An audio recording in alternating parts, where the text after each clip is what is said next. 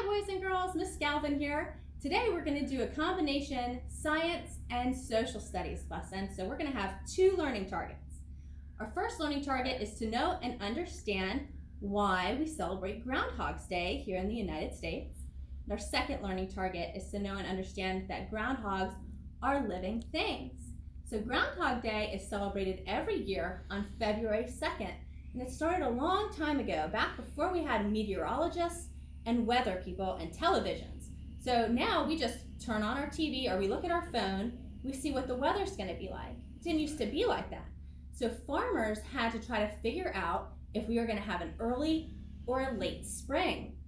And that's how the tradition of Groundhog's Day started. So the groundhog will come up out of its burrow, because they hibernate. So they come up out of their burrow on February 2nd, and if they see their shadow, meaning that it's sunny, the shadow will scare them and they will go back into their hole. And that means that we're going to have 6 more weeks of winter. If when they come out of their burrow, they don't see their shadow, so usually it's overcast, like it's cloudy, they don't see their shadow, they come out of hibernation, and that means that we're going to have an early spring. So we're going to watch a really cool video. We're going to learn all about groundhogs, and then we are going to learn how to draw a groundhog. So you can pause the video now if you want to. You can get yourself a piece of paper and a pencil, and you will need the colors black, pink, yellow, blue, green, and brown to draw our groundhog after our really fun video. Okay. This little guy is a groundhog. Groundhogs are also commonly known as woodchucks. Their scientific name is Marmota monix. Other nicknames include chuck, woodchuck, ground pig, whistle pig, whistler, thickwood badger, Canada marmot, monax, monac, queenusk, red monk, and syphilis. Whoa, that's a lot of nicknames. Although they are often called woodchucks, they didn't get their name from chucking wood. It comes from a Native American name. The Algonquian and Narragansett people called it the woodchuck. This led to the funny tongue twister, how much wood would a woodchuck chuck if a woodchuck could chuck wood? A woodchuck would chuck all the wood he could if a woodchuck could chuck wood. How fast can you say it? How much wood would a woodchuck chuck if a woodchuck could chuck wood? A woodchuck would chuck all the wood he could if a woodchuck could chuck wood. I think we can go even faster.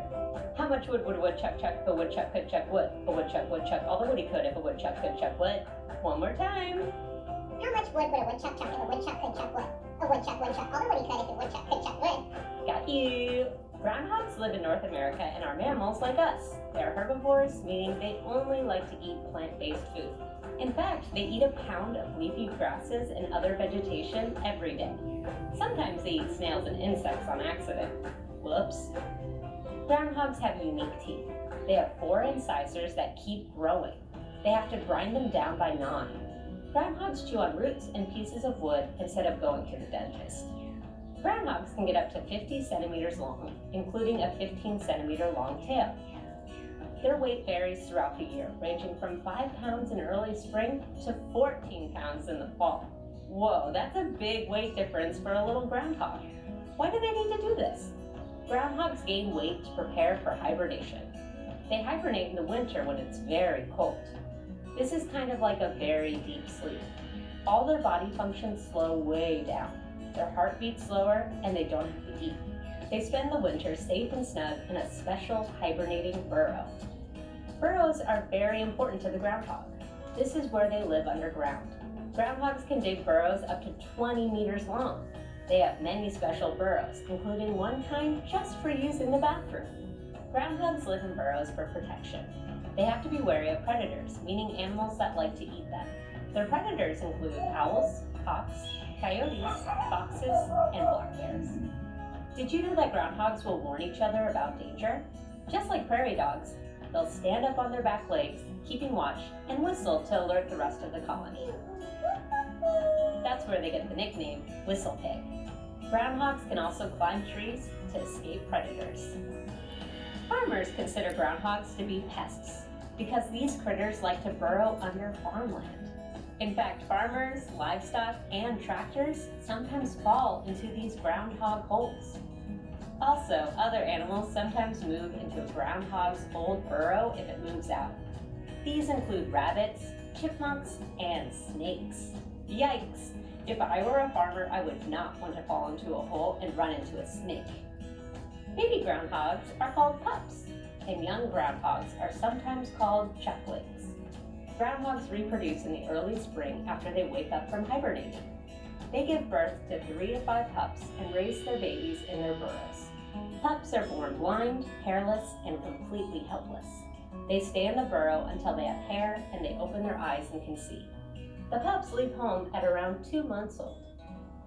Groundhogs' lifespan is 4 to 6 years, but on average they live only 2 to 3 years. A groundhog has to get very lucky to evade all its predators to live up to 6 years in the wild. We associate the groundhog with spring, and in the United States and Canada we have a special celebration on the 2nd day of February. We call it Groundhog Day. Legend says if a groundhog sees his shadow, he gets scared and goes back into his burrow, meaning we will have more winter. But if he doesn't see his shadow, it means there will be an early spring. This might seem like a silly superstition, but figuring out when warm weather was coming was once very important to farmers, to know when it was safe to plant their new crops. Nowadays, we rely on meteorologists and weather reporters, but we still like to throw a big party every February 2nd to celebrate a groundhog. The most famous groundhog in the world lives in a burrow in Gobbler's Knob, Pennsylvania. His name is Punxsutawney Phil. Every February 2nd, people come from miles around to hear Phil deliver his prediction about the coming of spring. A very special group of humans who speak groundhogese translate his message for the rest of us. When he's not at Gobbler's Knob, Punxsutawney Phil and his wife Phyllis live in the children's section of the Punxsutawney Memorial Library. Let's have a contest. How much wood would a woodchuck chuck if a woodchuck could chuck wood? A woodchuck would chuck all the wood he could if a woodchuck could chuck wood. How much wood would a woodchuck chuck if a woodchuck could chuck wood? A woodchuck would chuck all the wood he could if a woodchuck could chuck wood. How much wood would a woodchuck chuck if a woodchuck could chuck wood? A woodchuck would chuck all the wood he could if a woodchuck could chuck wood. How much wood would a woodchuck chuck if a woodchuck could chuck wood? A woodchuck would chuck all the wood he could if a woodchuck could chuck wood. Are there groundhogs where you live? Do you believe the story behind Groundhog Day? Let us know in the comments if you believe these tiny furry weathermen can predict when spring will arrive. Now it's time to pick the next video from Socratica Kids. Which animal should we learn about next? It's up to you.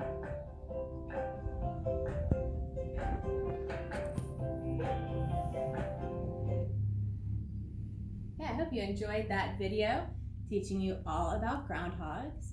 So now you should have your blank sheet of paper, and what you really want to use is a black marker. Normally I would tell you want to do this with pencil so you could erase it, but you really need the outline to be in black marker to color it later. So the first thing you want to do is you want to get your big blank sheet of paper. Mine is lined. It's okay if yours is lined. Blank might be a little bit better though. And somewhere over to the left-hand side, sort of, you're going to draw an eye. And the way you're going to do that is we're going to draw a circle. And groundhogs have how many eyes? Two. You're right. They have 2 eyes. So we're going to draw the second eye right over here. So now we want to show light shining off the eyes later. So what we're going to do is we're going to, a little white spot, and now you're going to want to color in your 2 circles black.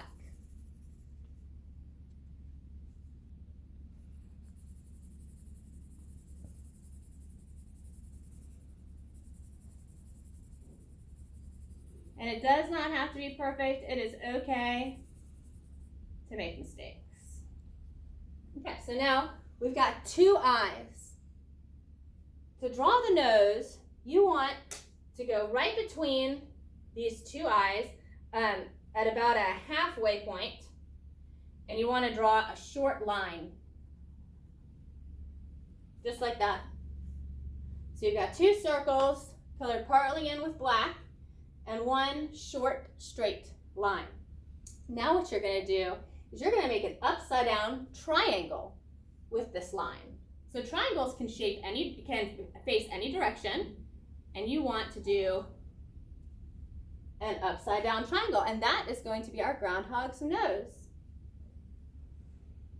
Now to draw his mouth, what you want to do is you want to come to the point of the triangle and you want to draw a J. Just like that. Now, a little tricky, you're going to need to draw a backwards J on the other side. So you start here at this point again, you trace that same line down, and you draw a backwards J. Now, your groundhog, also known as a woodchuck, has very big teeth like a beaver. So we're going to want to draw those teeth. And what we're going to do is we're going to draw another shape. And the shape that we're going to draw is a rectangle. We're going to make one straight line down, straight line over, and another straight line down. And then see how I have a space there? That's not on purpose. So I'm going to connect them. There you go. Because I want to have it look kind of like the bottom part of a rectangle. But that would just be one big tooth, right? And he needs to have two front teeth. So we go right here to the middle, and we're going to draw a line right down the middle. And this is our groundhog's teeth. So now we just have a floating face, and that floating face needs to have a body.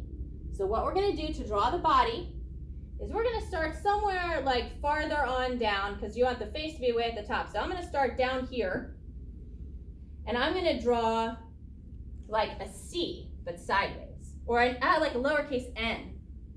So I'm going to make a big loop over.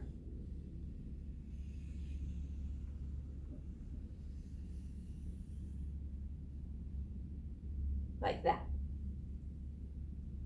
Okay, so now we have the body of our groundhog.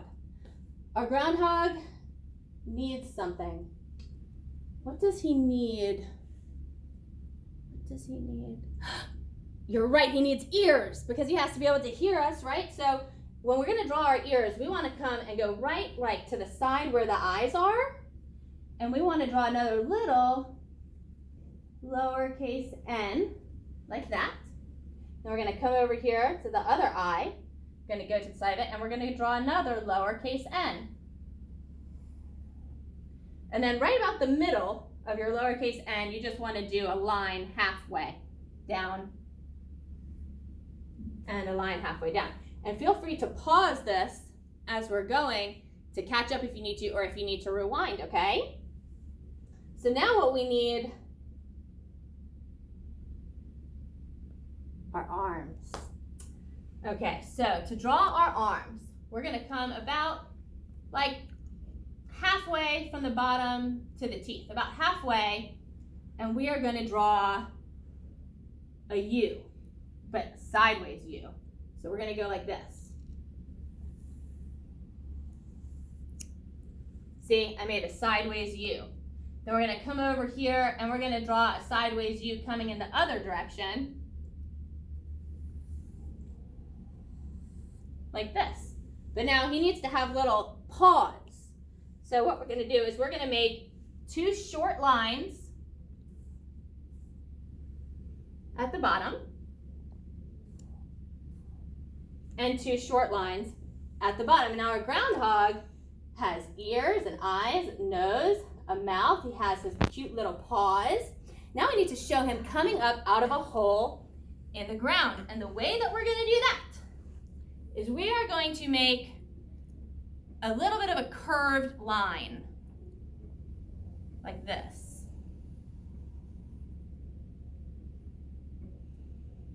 And then, so we got a little curved line here, right? And then we're going to go just a little bit up on the body of the groundhog.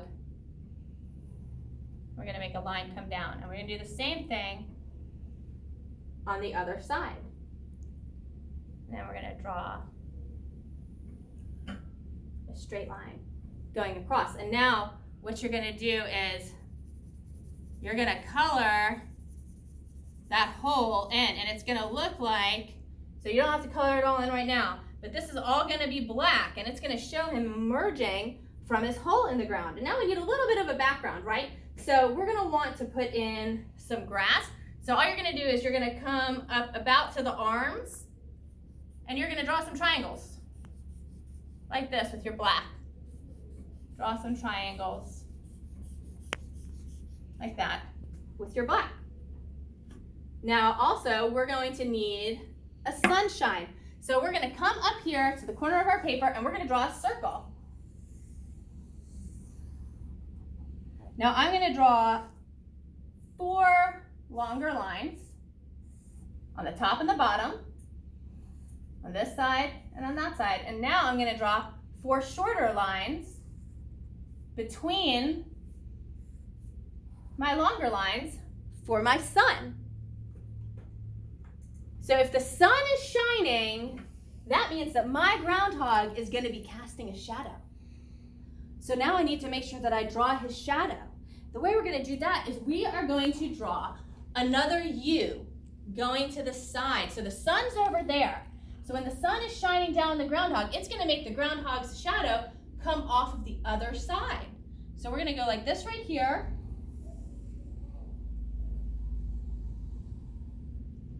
And this is going to be our groundhog's shadow.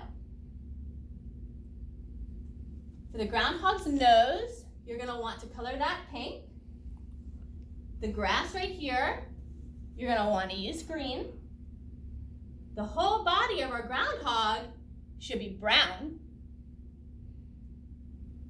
The sun should be yellow. And I'm going to show you what, oh, and the shadow. That's right. The shadow, you're going to want to draw dark blue. So don't draw the shadow in black, or else it'll look kind of funny with the hole that he's coming out of. But I'm going to show you what your groundhog is going to look like once you're done and you have it all colored in. So this is my groundhog. I'm going to call her Sally. This is my sunshine. This is my grass. And this is my groundhog's shadow.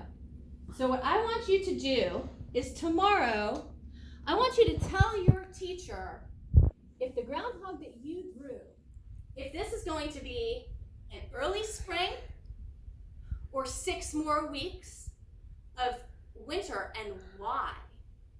So our groundhog has a shadow. What happens when your groundhog has a shadow? We did think about that, and you can go back and watch the video again if you need to. So tell your teacher tomorrow if the groundhog that you drew with the sun and the shadow is predicting an early spring or 6 more weeks of winter. I hope you had a good time learning about groundhogs, about Groundhog's Day and why we celebrate it, and about the fact that groundhogs are living things.